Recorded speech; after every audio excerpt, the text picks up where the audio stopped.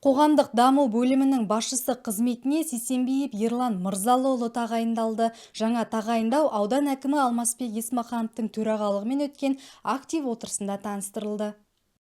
Қазалы аудан әкімдік жанында конкурстық комиссияның қорытындысы негізінде аудан әкімінің өкімімен аудан қоғамдық даму бөлімі басшысы қызметіне Сейсенбиев Ерлан Мырзалыұлы тағайындалды. Жиында аудан әкімі Алмасбек Есмаханов жаңа бөлім басшысын таныстырып, алдағы жұмыстың негізгі бағыттары бойынша нақты міндеттер жүктеді.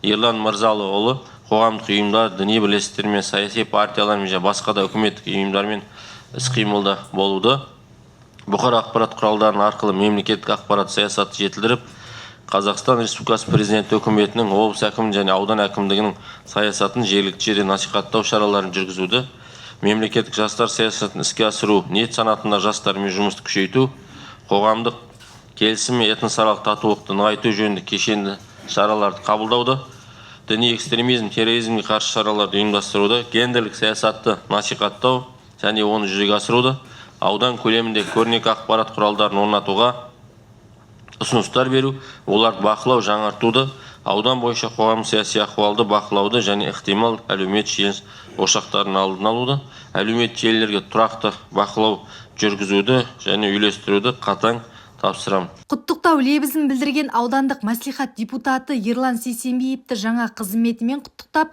жауапты міндеттерді абыроймен атқарып, ел сенімін ақтайтынына сенім білдірді. Абыройдан айырылма, ел өзіңдікі, туған жерің, сондықтан үлкен абыройдың биігінде жүр. Еңбегің жемісті болсын. Еңбегінің жемісін көретін болайық барлығымызда.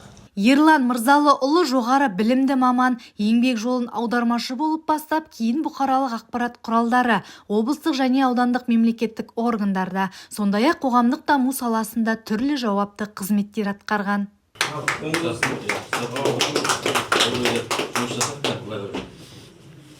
Жиын соңында аудан әкімі жаңа бөлім басшысына алдағы жұмысына табыс тілеп, жүктелген міндеттердің сапалы орындалуын қамтамасыз етуді тапсырды. Зере Аралбайқызы, Ернат Асаутаев, Серік ТВ телеарнасы.